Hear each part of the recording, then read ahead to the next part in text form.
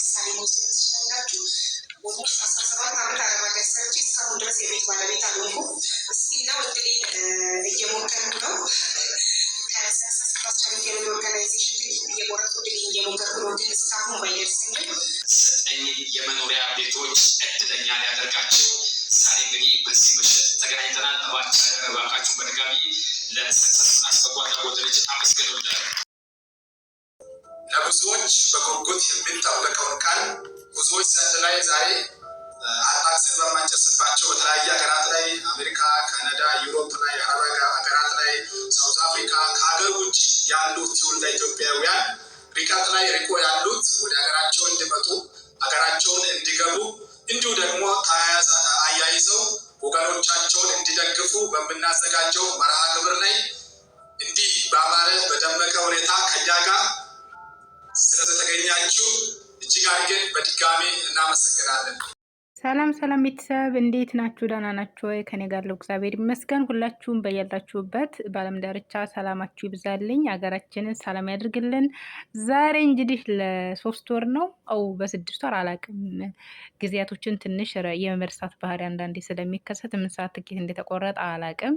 እና እንግዲህ የቤት ባለቤት የሆናችሁ እንኳን ደስ አላችሁ ብያለሁ። እንግዲህ ቤት ለሌለንም ደግሞ እግዚአብሔር ቤት ይስጠን። እና በጉጉት ሲጠበቅ ነበረ። እንግዲህ ቀጣይም ደግሞ ይዘጋጃል እየተባለ ነው። ተሳተፉ። እንግዲህ አንዳንዴ እርግጥ እኔ አላምንበትም እንደዚህ አይነት ነገር ላይ ይቅርታ አድርጉልኝ። ማለት የራሴ ምክንያት ስላለኝ ነው። እና የምታምኑበት ከሆነ እድላችሁን ሞክሩ። ቀጣይም ደግሞ እንግዲህ ይዘጋጃል እየተባለ ነው። ነገር ግን ደግሞ ያው አንዳንድ ራስን የማያሳምንበት መንገድ አለው። ለምን ህጋዊ ቢሆን ትክክለኛ ስራ ቢሆን እኛ የምናውቃቸው ትልልቅ ሚዲያዎች አሉ። እነሱ ጋር ለምን አልቀረበም? ለምን እነሱ ጋር አልታወቀም? የሚለው አንዳንድ የብዙዎቻችን ጥያቄ ነው ብዬ አስባለሁኝ። ለምን እኔም በራሴ ስለማስበው ማለት ነው። እና እንግዲህ መልካም እድሉ እያለውኝ ግን ደግነቱ ያው ለእኛ 10 ብር ያው ለካርድ ነው። አንዴ ካርድ ሞልተን ኦልሬዲ ቤተሰብ አውርተን ነው የምንጨርስበት። እና ግን ያው በጣም ባይደርሳችሁም መሄድ ለማይችሉ ያው እንዲሁም በጦርነቱ ምክንያት እግራቸውን እጃቸውን ላጡ ያው ዊልቸር ተገዝቶ ለ500 ሰዎች ተሰጥቷል ማለት ነው። አንድም በሱ ቤትም ቢደርሳችሁም ባይደርሳችሁም ያው በእነሱ ታገኙታላችሁ ማለት ነው። እና ያገኛችሁ እንግዲህ የደረሳችሁ መልካም እድል ብያለሁ። ለሁላችሁም በያላችሁበት ሰላማችሁ ይብዛልኝ። ለምታበረታቱኝ ቤተሰቦች አመሰግናለሁኝ። እንግዲህ ዛሬ ንግስ ወደ ገጠር ቦታ ርቀት ወዳለው ቦታ እየሄድን ነው። ያው ጠዋት ላይ ነው ካያችሁት፣ ደስ የሚል አየር ነው። አሁን ላይ እንግዲህ ልብኔን ክረምት ሊገባ ነው። ያው ተሳስ ላይ ነው የሚገባው። እንግዲህ ለ3 ወር ትንሽ ቅዝቃዜው ከበድ ይላል እና ራሳችሁን ሁላችሁም በያላችሁበት ጠብቁ። ያው ጦርነቱ ይባላል፣ ግን ቢሆንም ደግሞ ራሳችሁን ጠብቁ። እግዚአብሔር ሁላችሁንም በያላችሁበት ይጠብቃችሁ፣ ይጠብቀን፣ ሀገራችንን ሰላም ያደርግልን።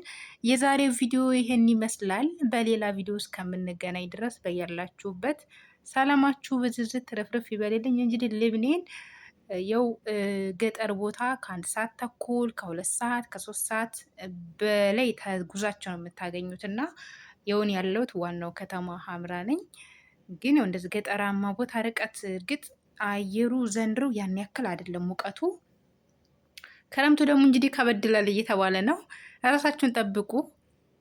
ስለነበረን ቆይታ አመሰግናለሁኝ። ላይክ ሸር እያደረጋችሁ ለምታበረታቱን ቤተሰቦቼ አመሰግናለሁኝ። ጠፍቻለሁኝ። አብዛኞቻችሁ ላይክ እያደረጋችሁ አይደለም፣ ሰብስክራይብ እያደረጋችሁ አይደለም። እይታ ሲቀንስ ደግሞ የመስራት ሞራል አይኖራችሁም። እና ላይክ አድርጉልኝ፣ ሰብስክራይብ አድርጉ፣ ሸር አድርጉ። ምንም የምትጎዱት ነገር እስከሌለ ድረስ እዩልኝ ማለት ነው። የሆነ ብዙ ጊዜ ጥንቃቄ የማደርገው ዋች አውር እንዳይቀንስብኝ ነው። ያው ሁለተኛ ስራዬ ስለሆነ ወደፊት እንግዲህ ሀገራችን ስንገባ ሀገራችን ሰላም ሲሆን ብዙ ነገር እንሰራበታለን ብዬ አስባለሁ። ግን እስከዛው እንግዲህ ያገኘነውን አንዳንዴም ላይ እንገባለን።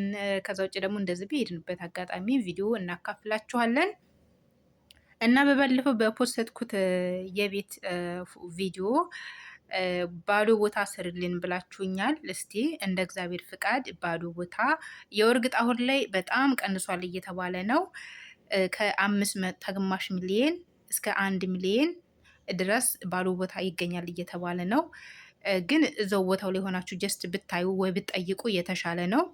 ያው አሁን የሀገራችን ሁኔታ ትንሽ ረገብ ታለ በጣም ኦቨር ነው የሚሆነው እና አሁን ላይ ደግሞ በጣም ረግሷል። በተለይ ይሄ ከ4 ወር ከ3 ወር በፊት ማለት በፊት ትንሽ ጨመር ብሎ ነበረ። አሁን ላይ ግን እንዴት እንደወረደ ልነግራችሁ አልችልም። እና ሁላችሁም ብር ታላችሁ ብር ከምታስቀምጡ ባዶ ቦታ ከምትገዙ ቤት ከተጀመረ ይልቅ ተሰርቶ የተጠናቀቀ ብትገዙት ለምን መሰላችሁ? ድካሙ በጣም ነው የሚጎትታችሁ። ሰው ተሌላችሁ በተለይ ገንዘብ ቢኖራችሁም ዋጋ የላችሁም። ወይ ደግሞ ሄዳችሁ ቆማችሁ የማስጨረስ አቅሙ ገንዘቡ ታላችሁ ጅምርን ብትገዙ ችግር የለም ማለት ነው። ነገር ግን ተባዶ ቦታ ደግሞ ጀስት የተሰርቶ ያለቀ ቤት ብትሰሩ አሪፍ ነው። ድካሙ ምኑም ስላለ ማለት ነው። ሄዳችሁ እቃችሁን ብቻ ወረዲ አስተካክላችሁ ሄዳችሁ ግብት የምትሉበት ቢሆን የተሻለ ነው ብዬ አስባለሁኝ። እና ቀጣይ እስቲ እንደ እግዚአብሔር ፍቃድ እሰራላችኋለሁ ብዬ አስባለሁኝ።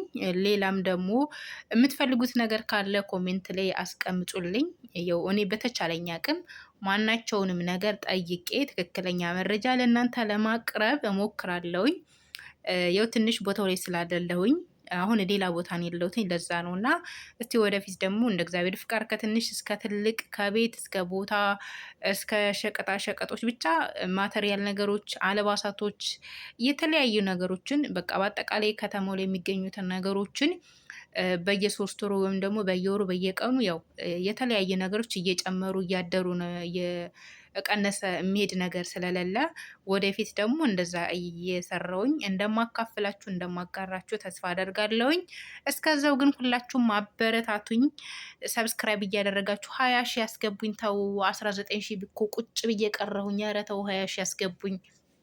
እና ለማንኛውም ከተመቻችሁ ሰብስክራይብ አድርጉኝ፣ ካልተመቻችሁ ግን ችግር የለብኝም። በነገራችን ላይ እኔ ሰብስክራይብ አድርጉኝ ምናምን ማለት ብዙም አያመታኝም። ለምን እንደሆነ አላውቅም። ለምን መሰላችሁ? አንድ ሰው ደስተኛ ሆኖ ኦልሬዲ ሲያበረታታችሁ ነው እንጂ በግዴታ ላይክ አድርጉ ሸርቱ ምናምን የሚለው ነገር እኔ ብዙም አይመቸኝም። እና ደስ ያላችሁ በቃ ላይክ ብናደርጋት ሰብስክራይብ ብናደርጋት ብላችሁ መታሰቡ ሰዎች ሰብስክራይብ፣ ላይክ፣ ሸር አድርጉልኝ። ስለነበረን ቆይታ በጣም አመሰግናለሁ። በድጋሚ እንግዲህ ቤት የደረሳችሁ እንኳን ደስ አላችሁ። እንግዲህ ቤት የሌላችሁ እሱ እግዚአብሔር መሻታችሁን ይፈጽምላችሁ፣ ምኞታችሁን ያሳካላችሁ። ለሰው ልጅ ትልቁ ነገር ቤት ነውና መሰብሰቢያው ለሁላችንም እግዚአብሔር እሆ የምንልበት የምናርፍበት ድካማችንን የምናጠጥምበት ቤት ልጅ ቤተሰብ የሚቧርቅበት ቤት ይስጠለውላችንማ። መልካም ጊዜ ይሆንላችሁ። ስለነበረን ቆይታ አመሰግናለሁ። ያው እንግዲህ እኛም ወደ ቤተ ክርስቲያን እየደረስን ነው። የተወሰነ ጊዜ ነው የሚቀረን። በጣም ርቀት አለው። ያው እኔ እንደዚህ ከወር ወይም ደግሞ የሆነ ባህል ንግስ ሲኖር ነው የምወጣው እና ሁሌ አዘወትሬን አልወጣም። እና ይኸውም እግዚአብሔር ይመስገን አሁን ቅርብ ጊዜ ነው መውጣት የጀመርኩት። እና እዚህ ሀገር እስካላችሁ ድረስ ኢትዮጵያ ከመሄዳችሁ በፊት በነገራችን ላይ ብዙ የመንፈሳዊ ቦታዎች አሉ፣ ታሪካዊ ቦታዎች አሉ። እነዛን እየጎበኛችሁ ህይዋቸው ማለት እየሄዳችሁ ጎብኙ። ለምን ሀገራችን ላይ ከገባን በኋላ ለምን አላየሁትም ወይኔ ቦታ ብለን እንቆረቆራለን። ከሌላ ሀገር እንኳን እዚህ እየተሳፈሩ እየመጡ ይጎበኛሉ ማለት ነው። እና በድጋሜ ስለምትከታተሉኝ አመሰግናለሁ። ተኮለታተፍኩባችሁ እንግዲህ እኔ ብዙም ንግግር አልችልም እና ይቅርታ አድርጉልኝ።